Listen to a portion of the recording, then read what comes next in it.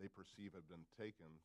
Just so exciting to hear not just the leadership that's going on at the school, but also the awards that have been won, and also the programs that are being commandeered, and also future opportunities. It's a pretty exciting thing, and I'm thrilled to see what the future holds for PVMS. We always grow and improve at PVMS, so. Any other questions, comments? All right, thank you. Keep up the great work. Thank you. Thank you. Thank you. Up next, we have citizens' comments. Do we have any? No. No citizens' comments. Mr. Porter, we do have a donation to recognize. Oh, that's right. Clarendon donation. Thank you. So Village Pumper 2 donated $500 to Mobile's 2025 education program to Clarendon Avenue Elementary School. I want to acknowledge them at this meeting. Mrs. Hart did send them a thank you letter for their gracious donation to Clarendon. Thank you for the donation. I'm assuming Parkview, or Parkview, they did it all in one? Because it's listed on your toys. They covered it all in one. Okay, perfect. Up next, Mukwonago High School.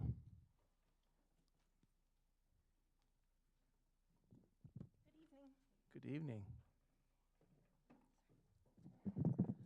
So I brought three students with me today from our student government. They're going to introduce themselves to start. I'm Riley Jeske. I'm Dahlia Welsh. And I'm Evelyn Shakelis. So a little bit, thanks. Please. A little bit different than Parkview's. I wanted to start and just address a little bit regarding our school goals, because they are a celebration for us, but I told the girls I would speak on this. So we are on a first drive at the high school to get to a composite score of 22. And we have done a lot of work. Our teachers have done a lot of work. Therefore, our students have done a lot of work this year to help us get there, with continuing to concentrate on a guaranteed and viable curriculum. A lot of conversations about formative assessment, so we're not waiting until we get to what most people would call, a unit test or a summative to find out that students haven't learned. Many more checks along the way we're working on. Definitely growing in our use of data in the building. So again, we're recognizing and able to intervene faster when a student is not understanding. And then our work around collaborative work that the teachers do, meeting weekly around our PLCs. I am pleased to say, Ben said I can't give too much, but I'm pleased to say that I think everyone will be happy with results that we're seeing from the ACT and the pre-ACT this year at the high school. So we believe the work is going in the right direction, and again, a lot of work on our teachers and students on that part. And then finally, we're looking at parent communication, and this year some of the things that we put into place: a weekly newsletter instead of a monthly newsletter, to make sure that families felt communicated with. I put together a parent advisory group that meets once a month, and has been a great addition for us to get feedback and communication that way. And then we really this year worked on positive contacts with Home Student of the Month. We have character awards. I had a staff member recently who has 2 children at our high school who said her children unfortunately don't always love school, who wanted to let me know. She said, you might think that those contacts you have put in place maybe don't mean anything, but she said both of her children received a character award, which the teachers can randomly give their certificates that they give this year, and it made the world of a difference in them feeling connected to an adult in the building, feeling like somebody noticed them, and really encouraged us to continue those. So.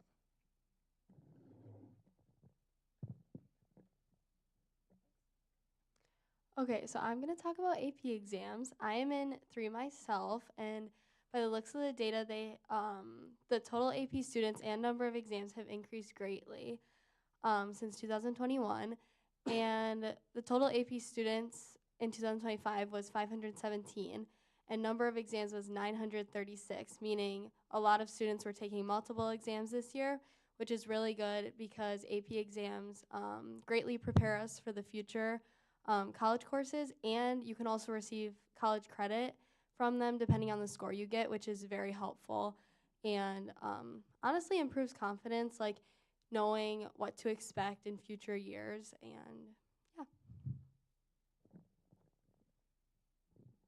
So I'm going to talk about some of the music program accomplishments recently.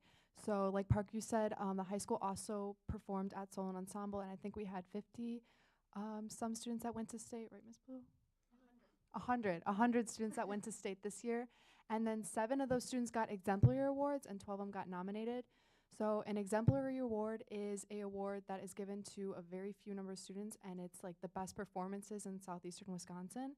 And it's not common at all for kids to get them, and let alone get nominated. So for us to have 7 awards in given and 12 nominations was probably the biggest number the music department has seen. And then 3 of those were in choir, 1 was in orchestra, and 3 were in band. And then those students were recognized individually in classes for that. And then the Jerry Awards are for theater, and those are like the Outstanding Musical Awards. So those are statewide awards that are given to students for their theater performances. So 3 of them were given for lead performance, 1 was for a supporting performance, and then 2 were for outstanding youth. And those are from musical direction, choreography, lighting, costume design, sound design. And then on June 8, 2025, they're going to do a performance at the Overture Center in Madison. And then the Jerrys are a big deal as well. And then this is also a number that having that many awards is not a number that the music department usually sees.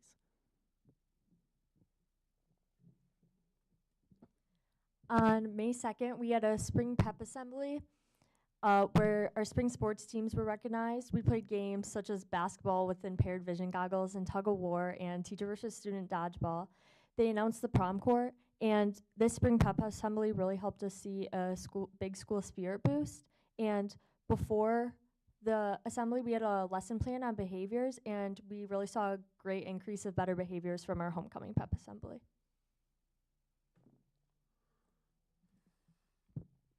And then this is the 2nd year in a row that some students led a clothing drive. So how this clothing drive worked is the week before they had students and families donate unused clothing, purses, shoes, or not unused, but like clothes that they don't use anymore to donate. And then what happened was during our lunch hour, those clothes were put on clothing racks and they were sold for a low dollar amount. And then students could shop during their lunch hour and buy the clothes that someone else may not have wanted but they wanted. And then all of those proceeds went to Save the Children, which is a organization that helps like kind of third world countries and struggling countries with donations. Last year the proceeds went to Yemen, and then this year they're still kind of deciding. They donated to Save the Children in total for that organization to decide what countries needed the most.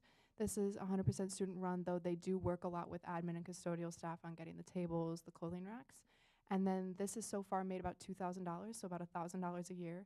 It's made for them to donate to the Save the Children. And then this was originally started through a Global Scholars Project, which is a club that students are participating in that help them kind of start students with a global international career, so international relations or a language career. And that's part of their project. And then they get a certification at the end of their time at the Mukwonago High School saying that they are a global scholar.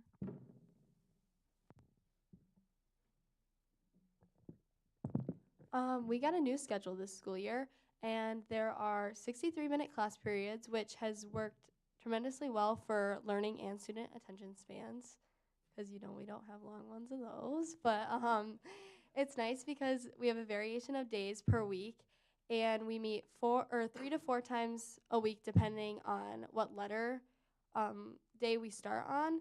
And it's been really nice because there has been clear communication on what day it is to avoid confusion, and it has been really helpful. It's nice to have a different schedule each week, because then classes get mixed and you don't get as bored with the same classes over and over per day. So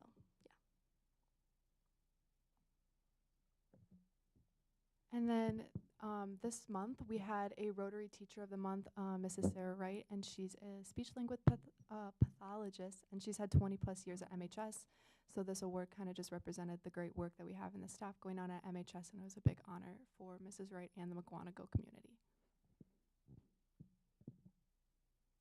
And then I'll end it with our graduation that's coming up very soon, June 8th, 2025 at 2 o'clock in our West Gym.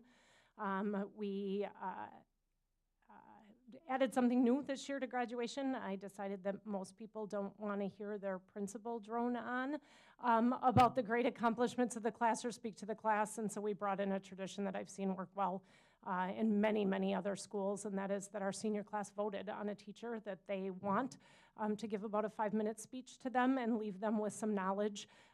This year's senior class voted Mrs. Margie Canfield, which is super fitting given the fact that she has been at Mukwonago High School since 1978 and will be retiring this year. And so the class decided to honor her and ask her to speak at graduation. So we'll do that every year. A teacher voted on to speak at graduation.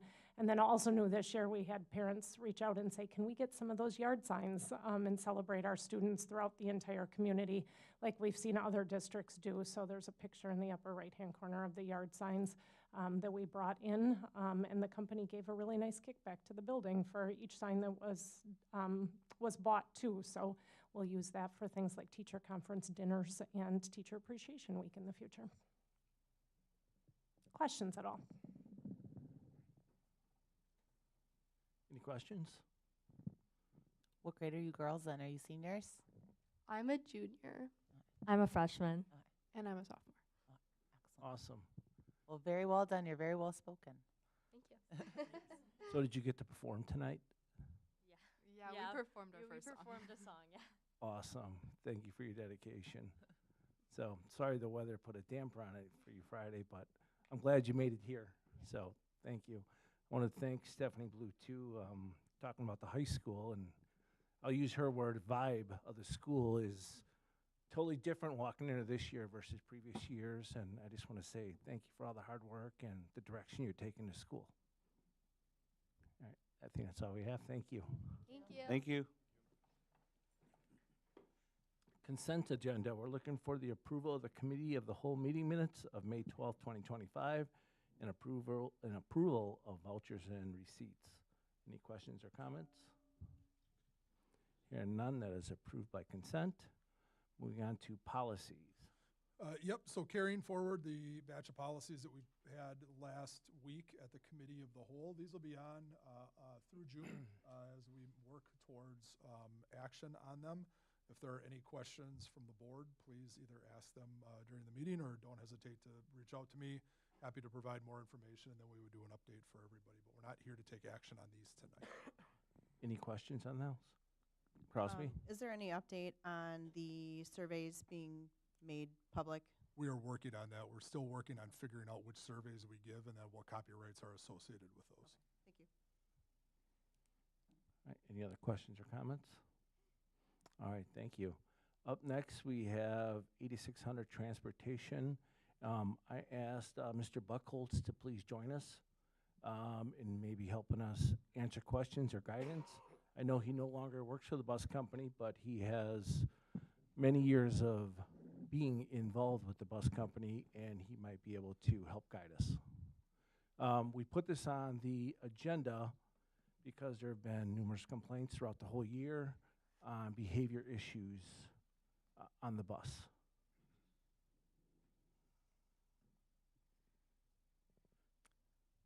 Carolyn? Could Katrina come up too? Would anyone Yes. mind? Just Please in come case on up. we have joint questions. Thank you both for coming.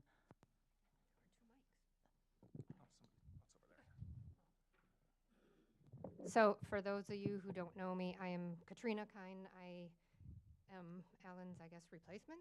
Yes. Yeah. So I am now the face of Dousman Transport for you guys in Mukwonago. Awesome. Nice to meet you. So I know I had these conversations with Alan before, and before I guess the bus drivers used to have the authority to write up to students. Yes, when we became part of Dousman Transport, the discipline policy changed considerably to where it went from a bus driver having immediate consequences to me issuing the suspensions, kids kicked off the bus kind of thing. And then that was changed to school administrators now have the sole authority for warnings, days off the bus up to, I think, 5 days.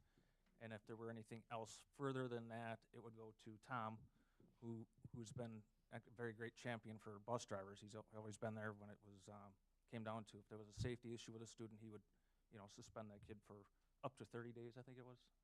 That's the max, yes. And so that policy has changed, like I said, from immediate consequence from the driver to now it would come to the office. I would then make first contact with the parent, a warning, typically a warning kind of thing. And if I wanted a suspension, I'd have to go through the building principal to say, hey, I think there's we need a day off or 2-3 days kind of thing. And that administrator would make the actual decision on whether there would be a suspension or not. Like some of the complaints that I've been getting this year is inappropriate language. I know personally, my daughter came and asked what the D word was. So instead of calling the school, I followed the bus, found out where the kid lived, knocked on the door, and it's probably about 2 months ago. And once I did that, my daughter said that kid is the quietest kid on the bus. Parent took care of it, but not everybody has time to do what I was doing. And we heard stories of food being thrown at bus drivers, kids just kind of out of control, a lot of bullying going on. So I would like us to put more teeth into consequences on the bus, and I think that's the only way that this is going to stop. It's the only way we're going to stop the bullying and everything else that goes on the bus. So I asked you here, ask like what your recommendations would be. I think what frustrates a lot of drivers is lack of feedback sometimes as to what has been done with a student from administrator to the office or whichever direction it would go. And it's, I think, hard for a lot of administrators. I think they all do a great job, but they also have to put out the fires in their buildings every day, and then you add on to it school bus discipline, hours of watching videos. Now, the administrators don't do that. That would be out of the bus company office. So to collaborate a lot of that, sometimes it would take a day or two to get the video evidence of it. So there was, by the time that's done, then the principal takes action. It doesn't come back to the driver, so the driver thinks maybe nothing was done. Another really frustrating part for bus drivers is all of your K through 6 students are in assigned seats that they're supposed to be. And if there was an issue with a student, the administrator would say, move the kid over here, move him over there, move him here. And we all know kids don't always get along with each other. That's fine. But at the same time, that's not an effective policy to move a student out of an assigned seat consistently 3, 4, 5, 6 times before, okay, now we're going to give him a day off the bus. So I would think that, a faster progression to suspension would be helpful, not only for your drivers who are frustrated every day because of, some kids who are being naughty consistently, and they're not removed from the bus. Now, what that suspension would look like as far as lengthwise, that would be something you'd have to, you guys would have to work on. But in my opinion, a faster road to suspension would be helpful to not only the bus driver, but your administrator who's in the building who has to deal with this also every day. Katrina, may I ask, what's the expectation for the bus drivers to manage behavior on the bus? What do they do when a student is misbehaving, or what's the expectation? Okay, so if they have a student that misbehaves, if they can't handle it first thing in the bus, they do a write-up, what's called a write-up. So the drivers are required to write students up? Right. Okay, thank you. So they write it up, and then they bring it to the office, and then that's when I contact the parent first, and then I also courtesy contact the principal if it's minor, like the kid is jumping around or whatever. If it's violent, physical, then I contact the principal immediately. I did look at the bus policy discipline procedures in here, and we do pretty much follow step 1, step 2. I have not gotten to 3 yet since I've taken over here, but we have had some discipline able to be suspended pretty well recently. Those policies that you have in front of you there, have they been in place for a long time? These are what I got off of the school district's If, transportation. So they've been in place since I've been here, but that's do you been, mind if I bring those up real quick? Yeah, please do. Okay, so I'll just navigate here on our website. So when we start off at our homepage, underneath departments, you will find business services and bus/transportation. So when you click here, there's a variety of things parents can find. I'm going to click on bus disciplinary procedures, but just to quickly go through this, if somebody has a transportation concern, they can click this link and fill out that I feel my bus stop is unsafe, or I have an issue with whatever they might have. We review those every September and October. If there's special arrangements or schedules that are required, we put everything that a parent might be looking for here. But if I go to the disciplinary procedures, the K6 and the 712 look very similar. So I'll just stay right here. Step one is a driver's statement is issued, and a bus driver issues a driver's statement. The bus company informs the parents of the statement via phone call, and the bus driver can assign a seat and a seatmate as needed, and they can have no more than 3 driver statements before going to the next step. Step 2 is a conduct report. So this is a little more severe in nature. The principal will receive the conduct report from Dousman. Principal will investigate the severity of the behavior, and if the behavior is less severe in nature, the principal meets with the student and issues the discipline. And if the behavior is more severe in nature, the principal will meet with the student and inform parents of the outcome with a progressive discipline up to 1, 2, or 3 days based on severity. Once a conduct report is issued and a subsequent conduct report comes in, there's a suspension and a conference where ultimately the principal, the parents, the student, and myself will gather. We'll put a plan together, an improvement plan, and put that in place. And a second suspension can be issued up to 5 days. And if a third conduct report comes in, then the same parties are going to gather, and we can have a suspension up to 30 days to figure out what the next step is there. You know, you can see by the footnote there, we updated this in February of 2019, and it aligns with policy 8600. That is our current practice. Katrina, how many bus referrals are you getting from your drivers on a daily basis, weekly basis, monthly, whatever is appropriate? towards the end of the week more than towards the beginning, usually in the afternoons, but I would say roughly 15 a week that I'm getting across the board. Okay. So one challenge, though, with our drivers, with the bullying, with the bad words, they cannot hear very well. They can't hear the students. They can hear noise, but they can't hear specific. Like when I was on the bus today, my bus was silent, and I had 2 boys sitting behind me, but with the windows being open now and the sound of the engine, I couldn't even understand their words right behind me. So that's one of the issues that the drivers are having a hard time dealing with. If they hear about the bullying, then they'll bring it up, and then we're able to watch the videos immediately. Immediately being within 24 hours, and seeing what we see, and then we contact the principals right away about whatever we hear or see. So most of our drivers are able just to see possible telltale signs. So a student facing backwards, facial expressions. There's a new game now, you know, like raise your hand if, and then they say something, and then that usually turns nasty against the student, you know, who wants so-and-so off the bus, or it just turns mean. So they've been learning to recognize those signs, but with actual words, unless it's super loud or reported to them, that's where we are having a challenge. And so do students often report to the driver what's happening, or do parents often reach out about what's happening? Yes, we get it from all directions. The parents do, or the students do approach the drivers, then the drivers bring it up. And the parents either contact me if it's, I don't know if they get the number or feel comfortable enough, but most of the time I get it. A student tells a teacher, the teacher tells the principal tells us, or the parent tells the principal, who then tells us. And like I said, we look at all the videos and then give it back to the principal. Just one quick question. I mean, Tom, Katrina, what's our daily ridership approximately?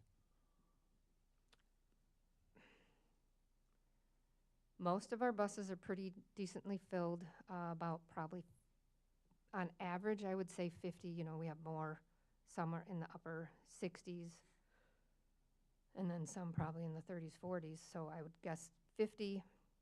We have 34, 68 routes, so 50 times So about 3,000 kids a day. 3,400. per, well, that would be, yeah, mornings and afternoons. Thank you. So I just want to read this for all the parents who are watching. This is in our 8,000, in our board docs. And you go to B, bus conduct. Parents are to be informed that the school bus transportation is considered at school for purposes of the school discipline when students are on the bus. The bus driver or designated, the bus monitor, is the sole authority on the bus while students are being transported. I'm just saying, personally, I know there are a couple things that were pretty serious on the bus that I don't think warranted a move in the seat, and I think the kid should have been kicked off the bus. And that's the behavior and the bullying. I think if somebody's throwing food at a bus driver, I think that's an automatic off the bus for a while. Is the board comfortable with 3? What is it? Tom, can you go back to right there? This first one here. Is the board comfortable with up to 3? Or do you think we should maybe put more teeth in going to 3? Or is it going to depend on what the write-ups are? Just looking for thoughts. Carolyn? Clarification on this, when you're using the word suspension, is that suspension from school and from the bus? Because if we are treating the bus the same as it is the school, I just want to know, are they out of school and they're off the bus, or are they just suspended from the bus? I just want a clarification on that wording. suspension off the bus. If there's behavior that warrants, obviously when the principal is involved, correct, like a classroom-based behavior issue can result in a suspension, and that's going to come from the principal. If there's something that's really isolated to the bus, this is what we're looking at right here is what we follow, and the discipline will occur, you know, for a suspension from the bus to answer your question. It can be obviously if a kid is suspended from school, they're clearly not going to take the bus that day. But yeah, typically at times there are just suspensions on the bus while the kid is still at school. But there can be instances where, you know, it goes more severe than that. They're suspended from school outright. But that comes from the principal at that point. That does not come from me. With our zero tolerance bullying policy, when children are being bullied in the classroom and or on the bus, that would fall, that behavior is the same.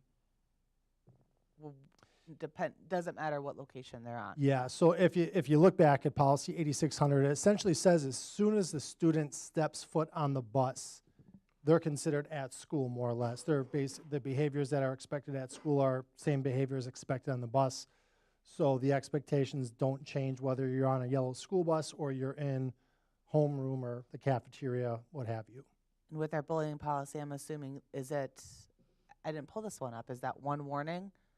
Or is that 0 warning? 0 tolerance, meaning that you are not allowed to bully another child. Therefore, that would and should be the same.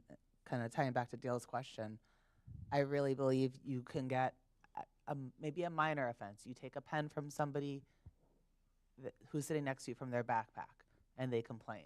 Maybe that's more minor. Bullying a child, endangering the lives of everybody on the school bus by throwing food at a bus driver or distracting a bus driver to the point where they are not focused on the road but worried about what's happening behind them to protect another child, and they're looking back and screaming. I would say that should be suspension from the school. It should be suspension from the bus. I am not interested in having a headline that any of our bus drivers are distracted to the point where there's an accident, or that any of our children are feeling unsafe to ride a bus. So I agree in that. I think when I've been involved in any type of that step 3 stuff there, It's pretty cut and dry with me. If you're a distraction to the driver, you're a safety hazard to everybody. You're off until you get it right. It's about that simple. Joe, did you want to, I guess, expand upon this policy here and talk about? You asked about, does it happen in school? What happens in school? What doesn't? We put this policy 5600.01 in place for disciplinary consequences for student misconduct. And that covers, it's not an exhaustive list, but it covers a lot of possible behaviors. And you mentioned bullying and what can happen in the instance of bullying. It could be a suspension from school, depending on the age. It could also be intervention with the principal. It could be intervention with a phone call from the parent. So in many instances, it is progressive unless it becomes something that is repeated and pervasive and we know that it is happening. I think the key in a lot of these issues is, do we know that it is happening and what is getting reported to us? Katrina, I know you and Tom have talked about it. Tom and I have talked about it. If behavior is happening on the bus, it needs to get reported to Katrina. It needs to come to us in the school so that we can do something about it. Once we do something and when we intervene, those consequences can be severe for the bus behavior. In talking with Tom, I did learn that Tom, and you can correct me if I'm wrong, but when we suspend kids from the bus, we've been offering to provide alternate means to get to school. So it's actually been a while since we probably have gotten to that step, but yeah, I want to say that there has been times in the past, and this probably goes back a few years, where we had a very prolonged suspension from the bus, but the student was unable to find transportation. So in that event, we weren't willing to give them a pass and say, okay, we'll just ride the bus since you have no other means. And in those instances that I recall us providing alternative transportation, really using seniors on the go taxi service. So that's costing us more money. Yep, that would have. Yep. I think in these situations, we talk about needing to partner with our parents. Part of that is if a student is suspended from the bus, unless we are otherwise required to provide by law transportation, which we would in an instance for a student with a disability, we then need to make sure that we're following through so that the parent or some family member, friend, whatever it is actually transporting the child to school.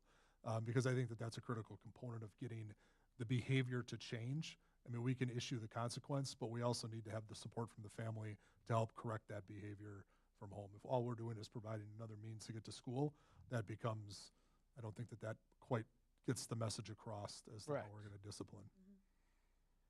Crosby? You had mentioned that prior to Dousman taking over, the bus drivers had the ability to impose some immediate consequences. What were those? It was generally a write-up that went home with the student right away that day. And it was somewhat more effective, I think. Okay. Issuing that instant consequence where the student had that piece of paper and it said, on the bottom it said, hey, you have to have mom and dad sign this or you can't ride the bus tomorrow. Would we ever deny a student? No, we never did. Sure. The kid was there, we were taking him. But that had changed, like I said, to the current policy roughly when Dousman had taken over. So is that something that we need to consider bringing back? I like that idea.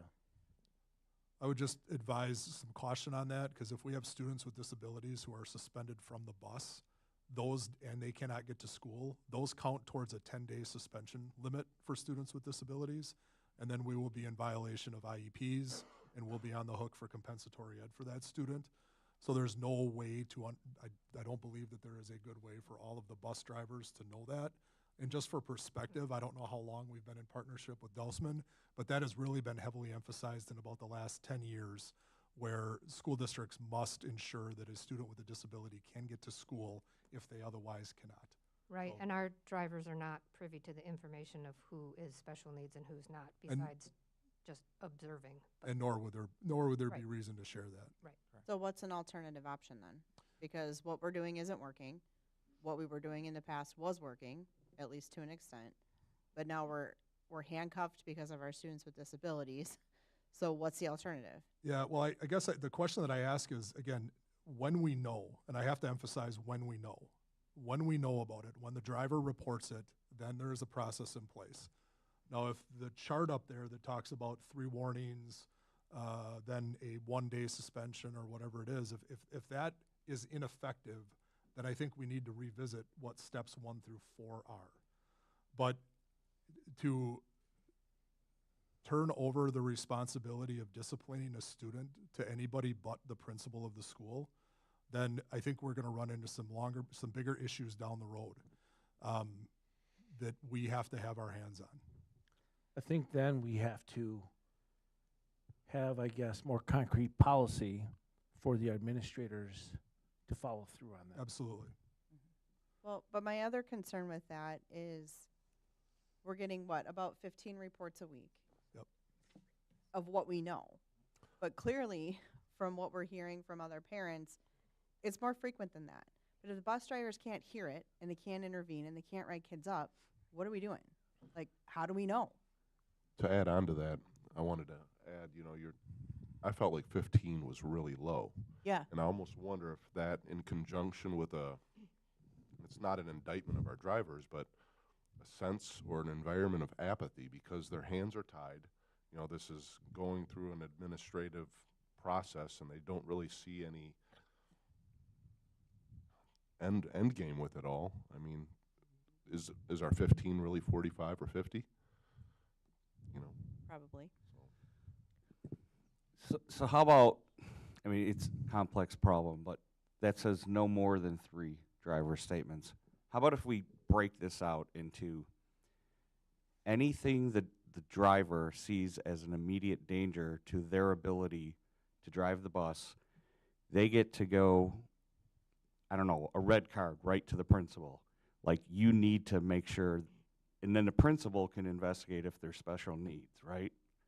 The principal is perfectly qualified to administer all of the discipline to the kids. I think one of the things, Mike, that we need to reemphasize is retrain these expectations with our principals. And if the idea of 3 driver statements is enough then to move on to the next step, perhaps that's the issue. Perhaps it is you need one warning. That's what I'm getting at. If the bus driver says, this is it has to happen. Yes. That should be like, you're not waiting for 3 times. I think the intent there with the driver's statement is really just to empower the driver to have the authority to move a kid to a certain spot. Like, that is within their rights to move a kid to a seat where they can take that authority. Perhaps that 3 driver statements is excessive and too lenient. Maybe give them the opportunity perhaps for 1 and then go to the principal. Sorry, if I could just continue on with this real quick. Yeah, I don't have all the answers for the stuff the driver can't hear, but if we can't solve the whole thing, maybe we can at least start with the safety of the bus itself. And that's where bus driver says, this one almost caused me to have an accident because whatever, something was thrown at me, or I don't know. But at that point, they should be able to go right to the principal and say, you need to take action, and it should be done. Would the board be open to Tom convening a team of from Dousman to sit down and talk about, like, what are the experiences that our drivers are having, what is going on the road, what are things that we need to be mindful of, and come back with a revised discipline flow chart here for what would be then next school year. Would the board be comfortable with that? Yes. Yeah. Can we send a message to the drivers too and let them know that we are here for them and we want to hear? So if they're on the fence or they don't want to seem like they're being complaining, please complain. Please tell us. Please pass that word along. I want the principals to be hearing this. I want the documentation going to Tom. We want our kids safe and feeling like they're being heard. And I know they can't hear. I can't even hear in the back of the Suburban when my kids are talking to me, and that's only 2 rows back. So I know they can't hear anything. But maybe there's a place on our website or social media where we can direct our parents where to call, because there's a lot of people where they've called me. They're like, I don't know who to call. I'm like, it's a great question. I know, because I know Tom. So I call Tom if I have issues.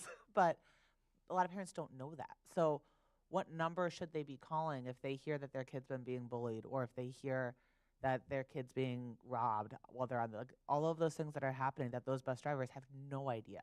How do we get that heard? Right. Well, like I said, if they call the bus company, then we investigate immediately. If they send an email to the principal then contacts me too, and then we look at the video. So there's and then the students going to the teachers, who then go to the principal, who then goes to me.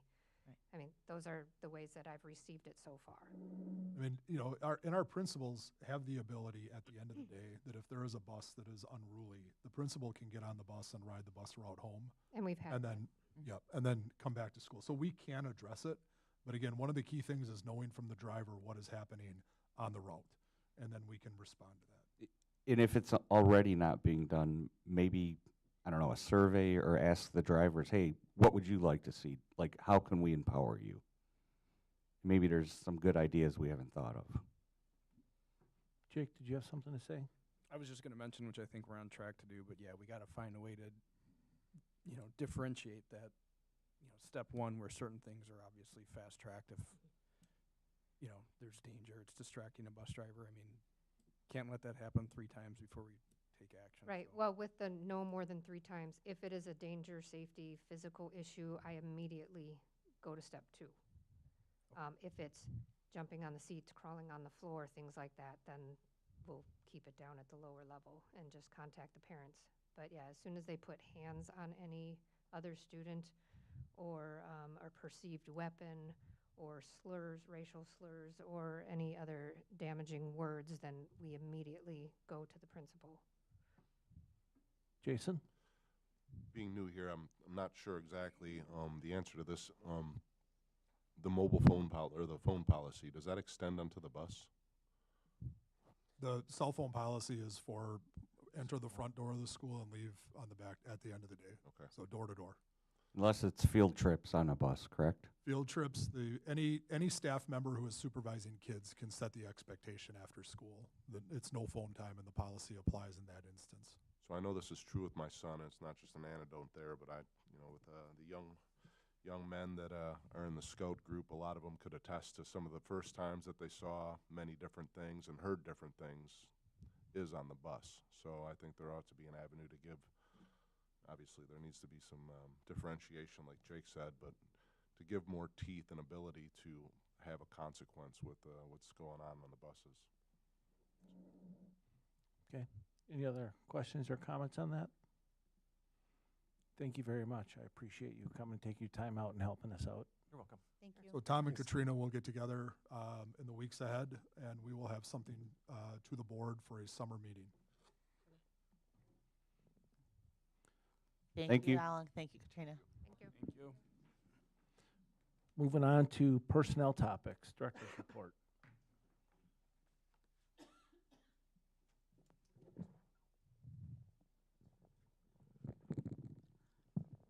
I just have the director's report, in which I last week shared an update on our wellness committee and the work that we have done as a wellness committee and what we're going to continue to do as we move into next year. Any questions or comments? All right, thank you. Student learning topics. Okay, I also just have my director's report. At the committee of the whole meeting, we actually had several student learning topics. First, we had Dustin. He gave an update on our Education for Employment plan and highlighted some great things happening. Then Michelle Ziegler and I had a presentation on the secondary ELA resource recommendation. We are recommending adoption of the My Perspectives resource, so that will come for approval tonight. And we also did, excuse me, we also did an update on our elementary ELA curriculum renewal process. We have been researching and we'll be piloting next year. And then finally, we looked at an extended field trip proposal for the marching band. So that also will be coming up for approval tonight. Any questions? I think we're good, thank you. Moving on to student service topics. All right, so I just have my director's report also, but last week we did a presentation on our behavioral threat assessment process, and then we also had a presentation by Jen Tyson on student behavior and how that's monitored and addressed during the school day. Any questions? We're good, thank you. Thanks. Finance and Facilities. I gave an update to the Committee of the Whole on the steps we've taken in our efforts to reduce the budget deficit. So to date, we've reduced almost 1.1 million of the $1.4 million deficit. So we'll look to balance that up in the coming weeks or months here before we adopt the final budget in October. I also gave just a little bit of information on the outlook for the 25-26 tax levy, as well as the 26-27. Just as a reminder, this fall's tax levy will not reflect the construction borrow for the new middle school. That will appear in the fall of 26. And then I just gave some budget year-to-date expenditure developments, and everything looks fine. Any questions or comments for Tom? All right, thank you. Moving on to action items, hires, retirements, and resignations. All right, we have 2 employees that we offered a contract to. Jamie Prushka, not Pruska, Prushka. She is going to be the business and marketing teacher at the high school. And then we have Shelby Starrett, whose name might sound familiar to you because she was going to leave us, and now she is coming back. We have a position available to her because, as you see below, we have a resignation of an art teacher, Meredith Huber, who is she would like to teach at the high school level, so she is going to do that. And Shelby is ecstatic to be able to stay with us. So, worked out for everybody. Great. Great news. Make a motion to approve hires, retirements, and resignations. Second. We have a motion and a second to approve hires, retirements, and resignations. Any questions or comments? Hearing none, all those in favor say aye. Aye. Those opposed say no. Motion carries. Moving on to secondary ELA adoption. All right, so again, we are requesting approval of the adoption of the My Perspectives resource for grades 6 through 10. That is after thorough research and a piloting process. So looking for the board to take action on that tonight. Make a motion that we approve the My Perspectives resource for grades 6 through 10. Second. We have a motion and second to approve the secondary ELA curriculum. All those in any questions or comments? Hearing none, all those in favor say aye. Aye. All those opposed say no. Motion carries. Moving on to extended trip proposal, marching band.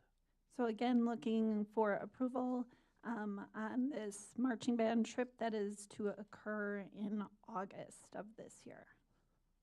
I'll make a motion to approve the extended trip proposal for the marching band. Second. We have a motion and a second to approve the extended trip for the marching band. Any questions or comments? Hearing none, all those in favor say aye. Aye. Those opposed say no. Motion carries. Moving on to policies. We have 2 policies up tonight. Crosby, thank you for being the careful proofreader on these. We did make the corrections to them. One is on interscholastic athletics, and the other one is on elementary and middle athletics and activities. These have been to the board, I believe, 3 times for review.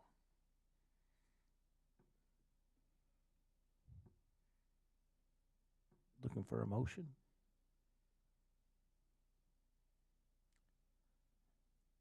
If there's We no need a motion, motion this is for- going to fail. Do we need a motion for each one?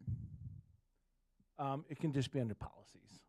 I'd like to make a motion that we approve the interscholastic athletics policy and the elementary and middle athletics and activities policy. Second.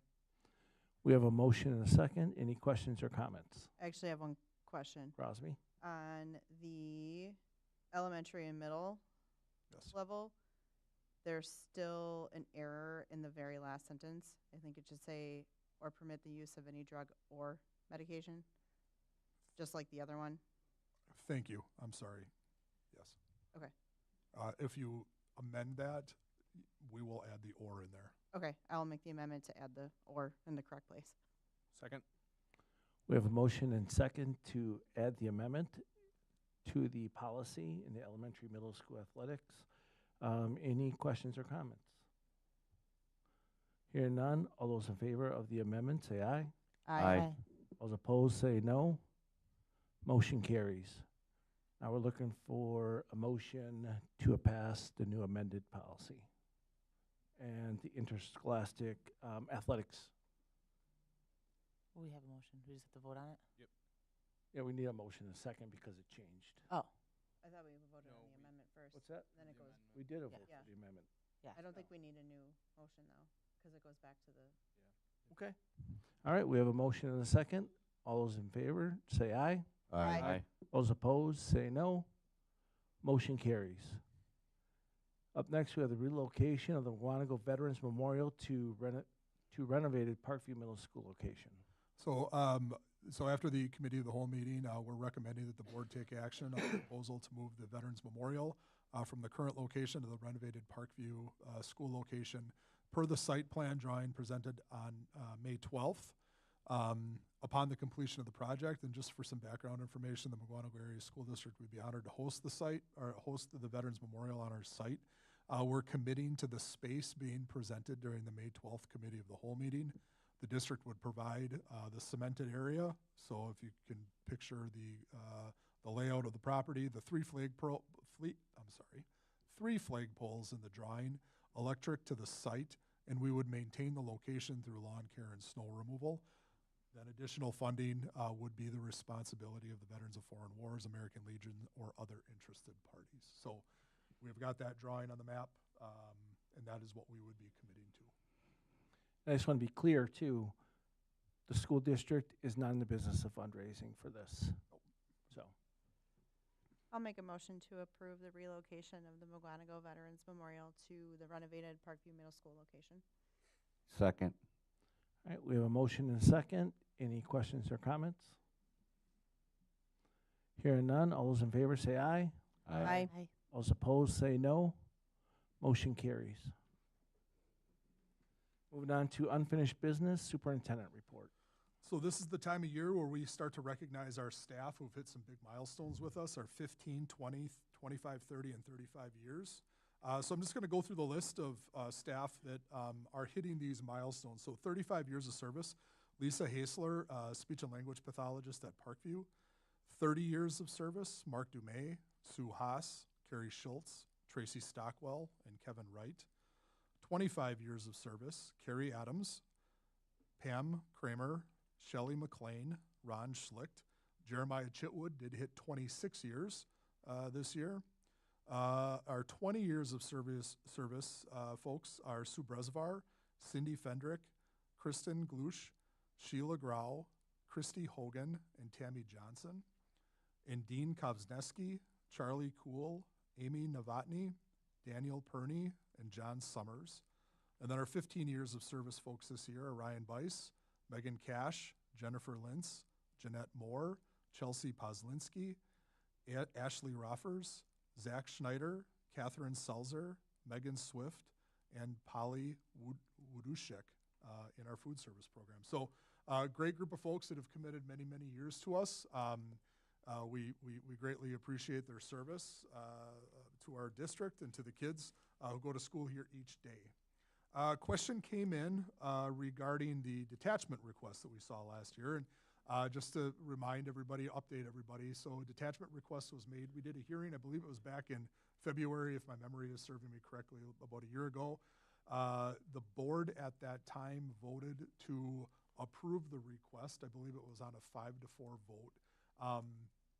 The sending district, Palmyra Eagle, rejected it. So then it was appealed to the State Boundaries Panel, that's a DPI panel, that is made up of school board members from around the state. The boundary panel then decided that the denial would be upheld. So the denial that Palmyra Eagle made, they upheld the decision, and then it was final unless the family decides to appeal it again or go through the process again. So boundary appeals generally work like that. It's either individuals or small areas, large area detachments. School boards have to vote on it, and then a state panel, if appeals are made, make the final decision. Quick question. Yep. If they do appeal it again and something changes, do we re-vote on it? Correct. So if they submit another request for detachment, it goes back to both school boards vote on it. And if both boards say yes, the detachment happens. If both boards say no, the detachment does not happen. If one says yes and one says no, the family has has the opportunity to appeal it to the state. Finally, while we are at that point where we start to acknowledge years of service, I do want to take a minute to thank Tom. Over the last 10 years, as Tom is our CFO, our district has passed referendum to build a new high school, built a new high school, handled the financing behind the high school plan, restructured the debt of the high school plan, repeatedly passed taxpayer-friendly budgets, paid the high school debt down ahead of schedule, went back to referendum, and part of this then we go through a borrowing process. And school business managers can get an award from the state association. That is one definite measure of merit for their work. But the other one is the bond rating. And I don't know in the realm of the business official what is more important, the WASBO recognition or the bond rating. But through Tom's work, through the work of our administrative team, our school boards over time, we hit a level of AA+ in the rating. So Tom, I'm going to ask Dale to come over here. Stand at attention, Tom. I just want to give you a little recognition for your work, a little something for the wall. I don't say this too often, but you are invaluable to our district. We love your passion. You do more than just here. Handle our finances. I believe you're the football president. You're involved with the wrestling program, FOMA. You are just invaluable to our community. Thank you.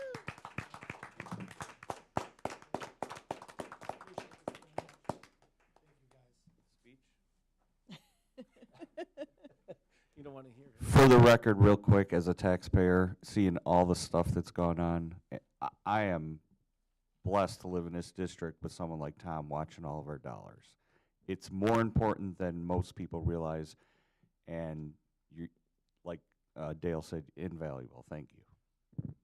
Agreed. Tom, you can now replace the paper one that we gave you earlier this year. In the interest of making this meeting more end more quickly, I'll save the speech for another day, but thank you all. I do appreciate it. Thank you. Awesome. Congrats, Tom. President's report. I just want to say to people watching, don't have to tell the district office employees here or the board, but I know we hear about like the bus problems on the bus, but walking through the schools, we have vast majority of our students are wonderful students, great students. I'll hear complaints about kids are unruly in a school. I don't see it. I'm in the schools enough to walk through the schools, walk in the classrooms. Kids are engaged, very respectful. So just wanted to put that out there. Just because we're trying to fix and fine-tune things doesn't mean like our kids are out of control. So that's what I want to say. And also, I want to thank Stephanie Blue again, because the high school really, really has changed. If you walk in there, the vibe, the friendliness, the staff, it's definitely a new vibe in the positive. So that's my report. Thank you. Up next, we have the executive session, according to Wisconsin Statute 19.85. We'll be discussing specific student discipline and employee compensation, teacher salary negotiations. Are we going to come back out? We are not coming back out tonight. Okay, thank you. All right, looking for a motion to close the open session and go into closed. I make a motion that we go into closed session. Second. We have a motion and second. Crosby, can you roll call, please? Jason, Yes. Mike, Yes. Jake, Yes. Dale, Yes. Carolyn, Yes. Crosby, yes.